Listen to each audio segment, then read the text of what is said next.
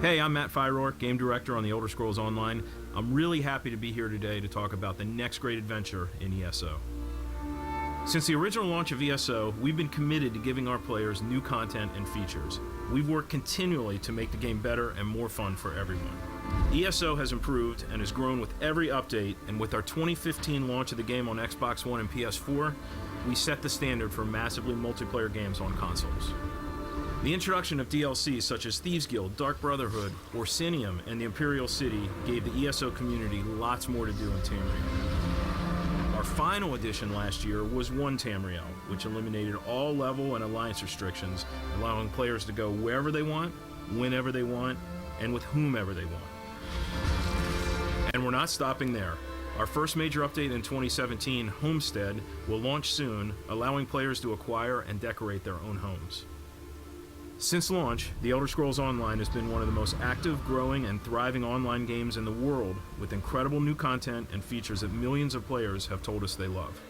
From all of us at ZeniMax Online Studios, we want to thank our incredible community for your support, your feedback, and dedication. You are the reason why ESO has achieved such success. We would not be here without you. And so, we're happy to announce a new adventure in The Elder Scrolls Online, something bigger and more epic than we've ever done before. We hope you enjoy the next chapter of ESO. Thank you. What do you ask of me, assassin? Sanction to execute the Grand Master for his betrayal of the Order.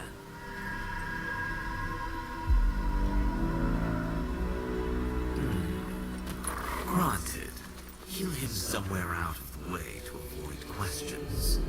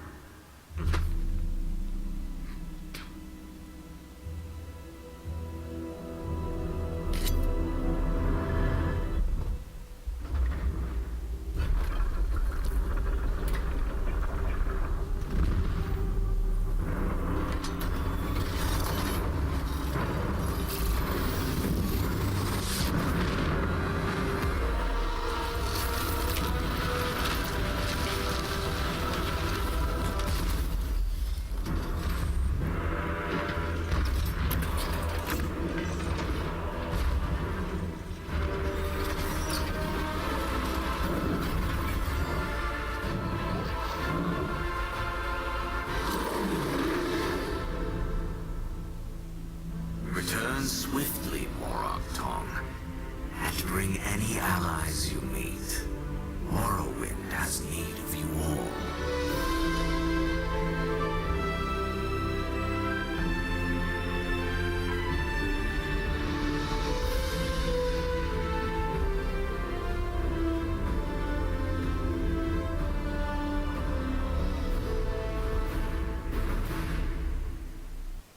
Hello everyone, Kelly Link here, joined by Rich Lambert and Pete Hines. And you guys, what we just saw there, you guys are here to show us the newest chapter of the Elder Scrolls Online. We are. Where are you guys taking us?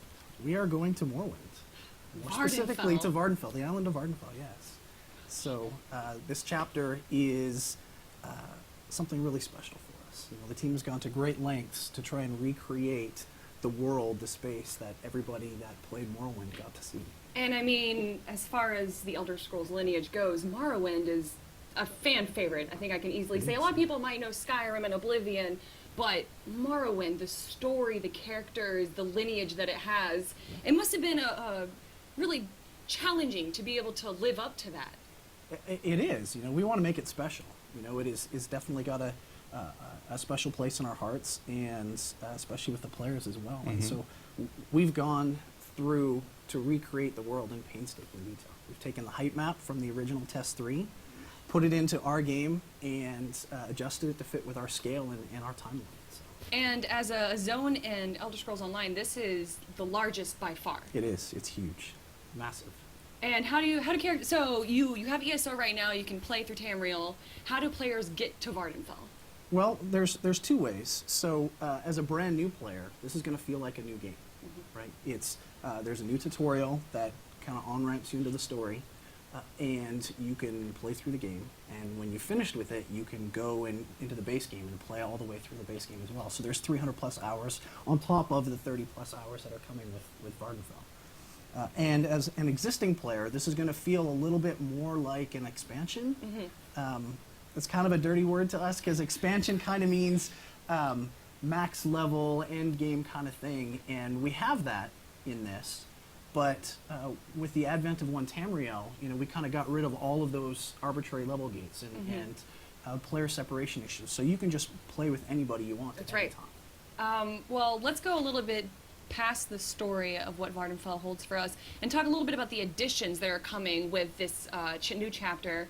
So what we saw there in the trailer was someone had a little bear pet with him. They did. So that was the Warden. So we're introducing a new class for the first time ever in Elder Scrolls Online.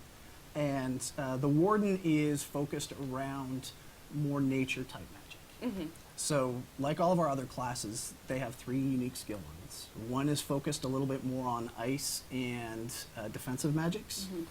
The second one is focused more on nature and healing magics. And the third one is focused on animal companions. And so that's where you saw, in the trailer, you saw the bear. That's your ultimate in the animal companion line. Man, I just got a bear for my Nord as well to ride, and now I have to, oh gosh, because I need the bear, man. It's awesome. So in that skill tree, how do you said with the bear, it's an ultimate. Yep. You were talking earlier. So with this ultimate, how can you expand on it? Because the more you use it, you can branch off.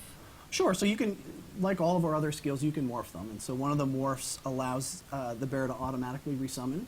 So when you cast the ability, you summon your bear, and the bear stays around until he dies.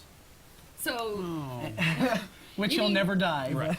So you mean like he dies? He's killed in combat. When he's killed in combat. So right. you can run from one zone to another. You can use a Wayshire to a different point, and your bear will still be with you. Yep. Oh, okay. And you can heal it. You can heal it, you can buff it, you can Yep. do all those things. And then there's 2 morphs, and one of the morphs allows him to automatically resurrect, and the other one allows you to get him to cast another ability to do extra damage.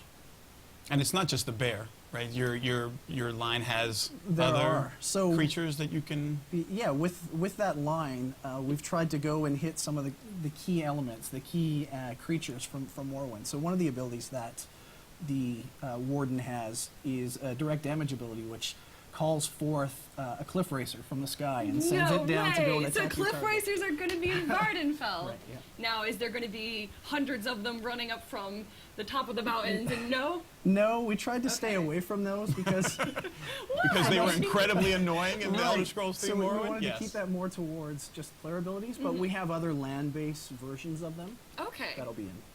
What else is going to be in the environment of Vvardenfell that we haven't seen in Elder Scrolls yet? Because we've seen portions of Morrowind that we're able to access in the Ebonheart Pact, but this is like Vvardenfell. This is what Morrowind's based off of.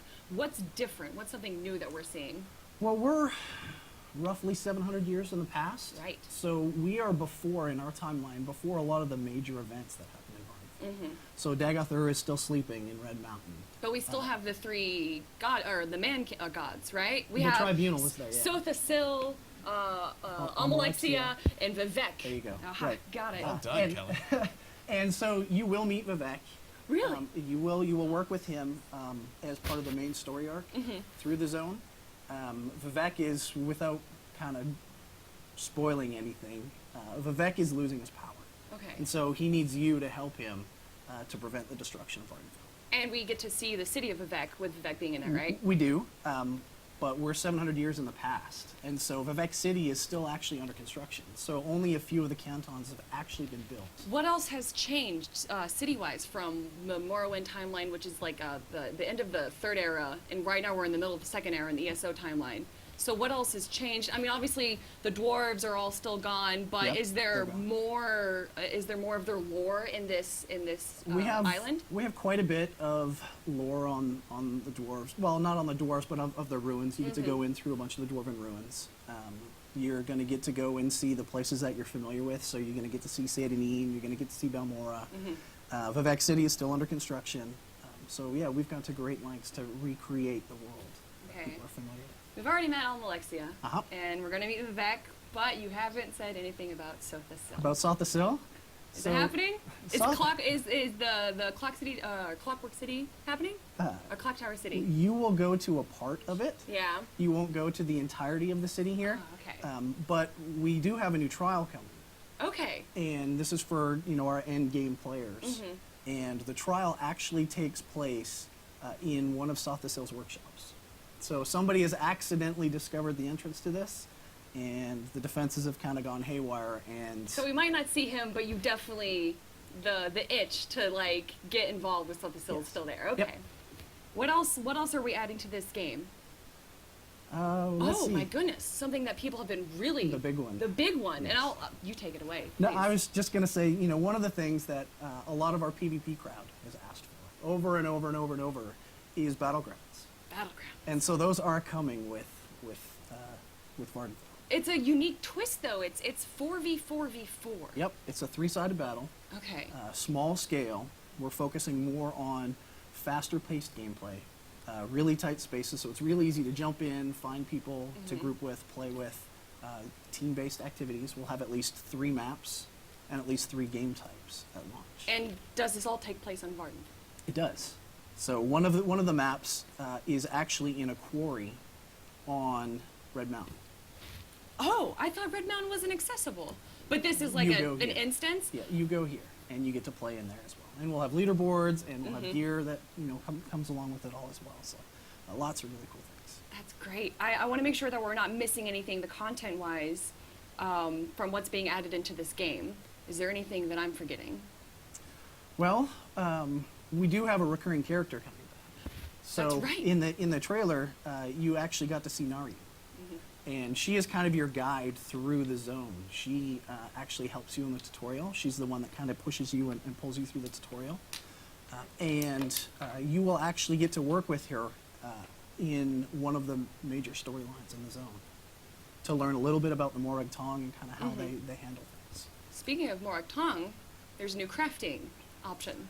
There is. If you get the collector's edition, I think, Pete, you will be able to convert gear to the Morag Tong stock. Speaking of the collector's edition, Pete, what can everyone get out of that collector's edition? So, as Rich said, this chapter is designed for everybody, whether you've played the Elder Scrolls Online before, or if shame on you, you haven't tried it yet. It comes in a lot of different varieties and flavors. So there's the buy the whole thing, buy the Elder Scrolls Online Morrowind, which comes with the base game, plus the Morrowind chapter. As Rich said, you start the game in Morrowind. It's a completely new beginning to the game. You have a new class that you can pick from. And if you pre-order, we have a bunch of pre-order items that you get special for pre-ordering. Then we have a collector's edition. So we've got a collector edition that comes with the giant colossus that you saw in the trailer. last, This like, guy 5-10 seconds? He's amazing. I don't want to pick him up I because know. that blade is a little shaky. This is obviously our production model, but you get this beautiful physical thing that comes along with a bunch of additional digital items. And then for existing players, you don't have to buy the full game. You can simply buy an upgrade edition. So the upgrade edition for $40 allows you to simply upgrade to Morrowind. As Rich said, you can take all your existing characters into Morrowind and play all of the content and story stuff there with your existing characters. You can roll new characters and start off the game in Morrowind. And then we have a digital collector's edition that you can do as an upgrade. So you can add on all of the digital items that you see here. You get a special mount, you get a special pet, a bunch of new stuff. And so for $60, you can get just the upgrade with all the digital collector's edition stuff, and then obviously the full physical collector's edition comes with the whole kit and boodle. So basically, again, it's whether you've never played the game or you're already playing the game, there's a variety of different ways to get into this new chapter. We think folks are going to want to re-roll new characters and play through the beginning of Morrowind with a new Especially character. for like the hardcore Elder Scrolls fans, right? Morrowind, like this is important to them. This is their I mean, this is my childhood. The Right. nostalgia. This came out. Well, in fact, it's not a hurts, coincidence. That hurts a little, Kelly, because I did work on that game. So your childhood she just is said you're old. like early in my I think I was Bethesda in middle career. school. Thanks Middle for that school when shot. No, Morrowind that's came great. out. I'm sorry. I'm graying Well, it's not. on camera. It's not just a coincidence that you're releasing the Morrowind chapter for Elder Scrolls Online. It came out 15 years ago, so this is a remembrance. It'll have been almost exactly 15 years since the first one, and you know, as Rich said, it holds a special place, as well it should, in all Elder Scrolls fans. In the modern era of the Elder Scrolls, Morrowind is really important, simply because it is the one that had the most variety in terms of it felt really alien, that you had the Ashlands and you go to Aldrune and there's this giant hall that's built out of an ancient crab, and then you go to Sadrith Mora where you have using special magics to grow these mushroom buildings and just all of the different variety that you see throughout In the Vvardenfell. first two games, it was focused more on like medieval, like very Traditional European. fantasy. But It this, was it classic. has like the touches of Japanese history. You have not African history, but there's a lot of different types of cultures that definitely seem to be influencing Vvardenfell, unlike the normal medieval European styles that we see Yeah, throughout the rest it's a of different Tamriel. style, right? It's like Pete said, it's more alien, right? And that's the thing that we've had a lot of fun playing with is, you know, doing something that isn't kind of your traditional fantasy. Right? It's playing with these giant mushrooms and all these weird alien kind of bug creatures and robots. Was there any difficulties interpreting Morrowind 700 years in the past that you saw? Anything that you thought maybe the fans would be really like stringent about? They're Honestly, stringent about everything. Like Okay, fair enough, you're right. everything. Elder Scrolls fans give you no quarter Right. on anything. Yeah, you know, Pete mentioned Aldrune, right? Which is this giant skeleton of a mud crab.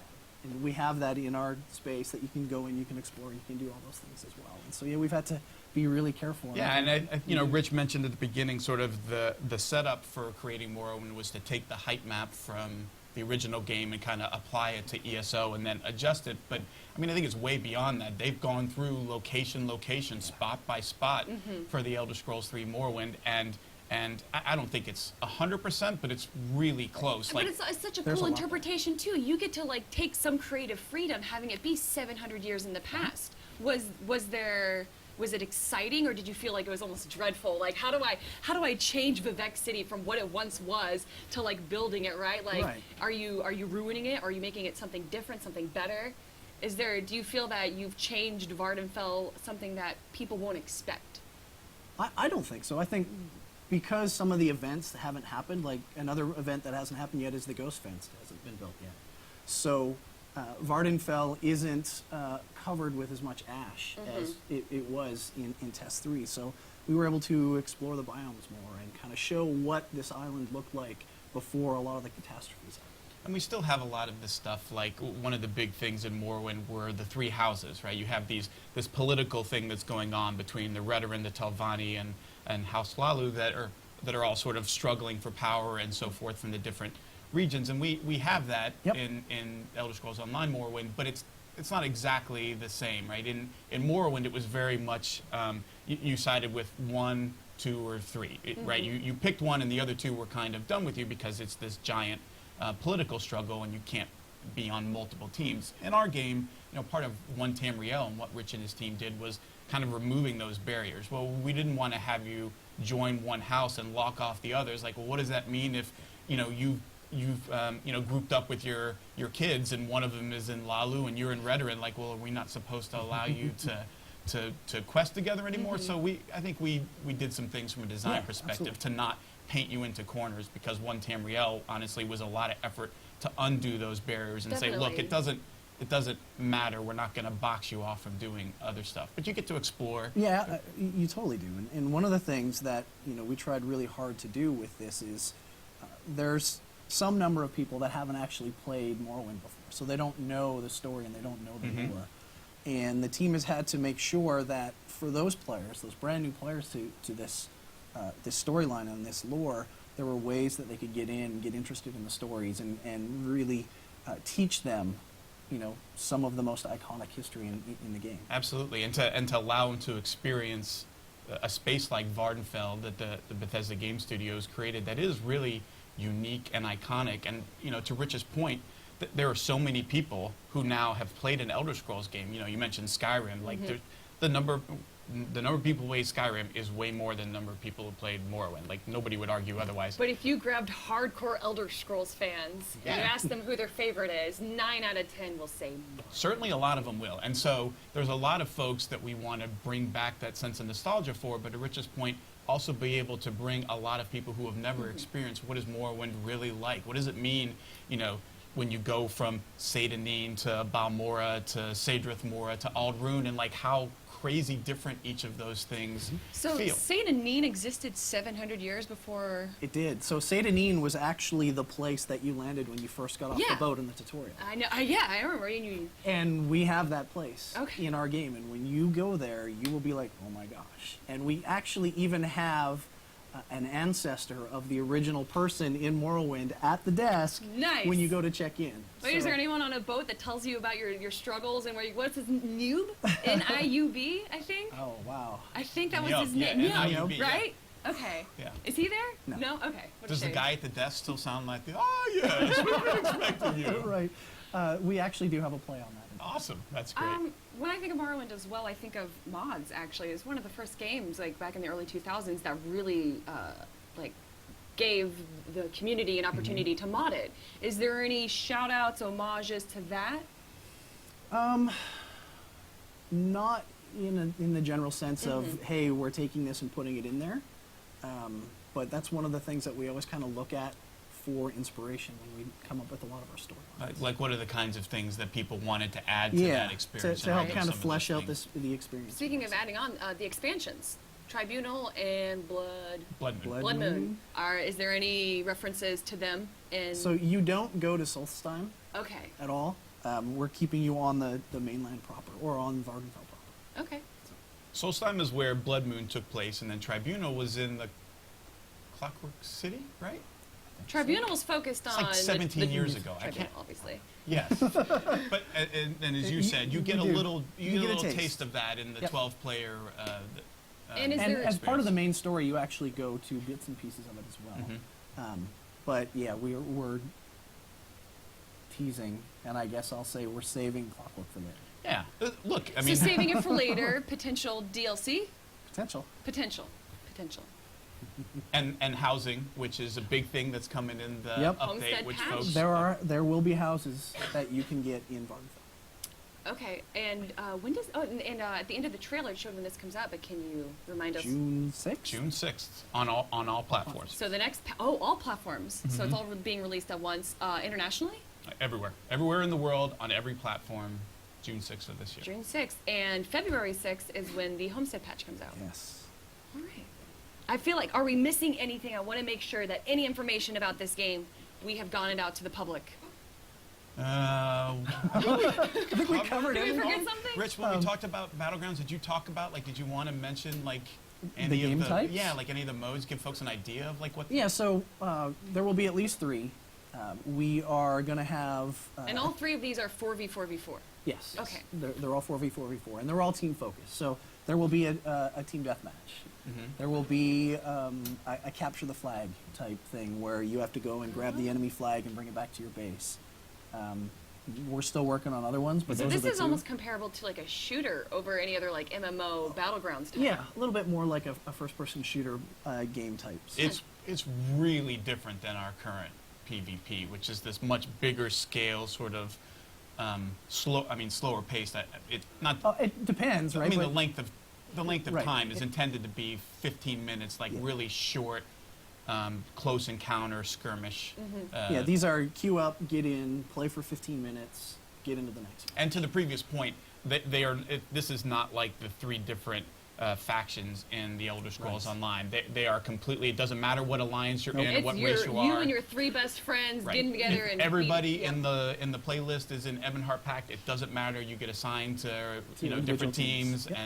and yeah, it's designed to just be a fun way to jump in and get like some fast paced, quick action. Small scale into- PvP.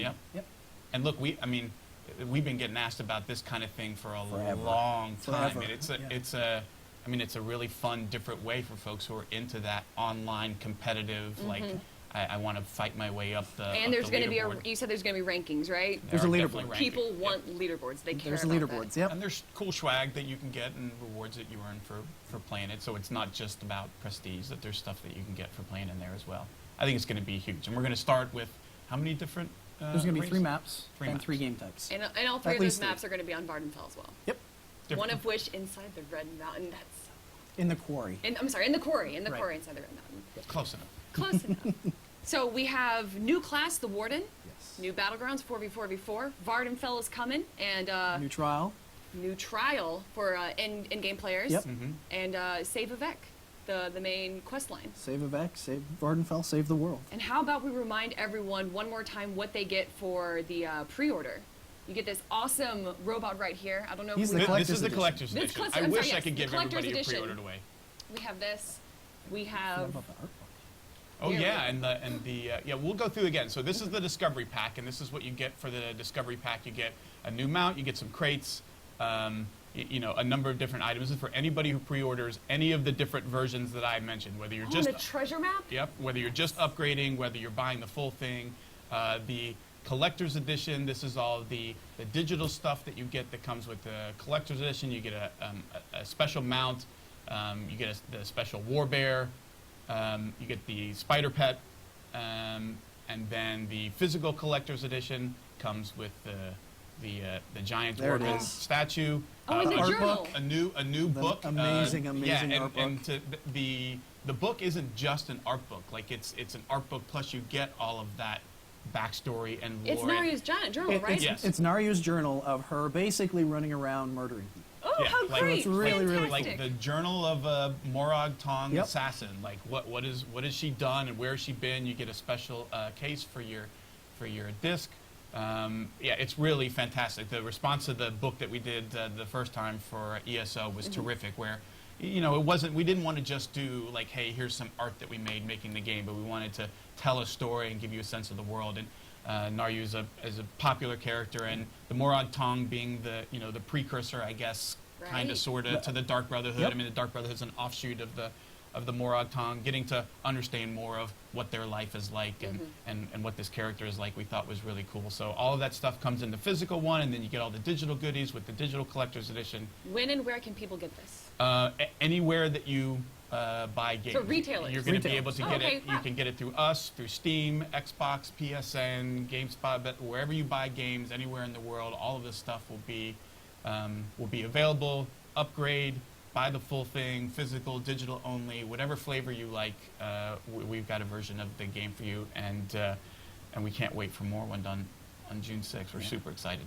Well, Pete, Rich, thank you guys so much. And of course, thank you guys for joining us here as well. But before we send off, let's check out that trailer one more time.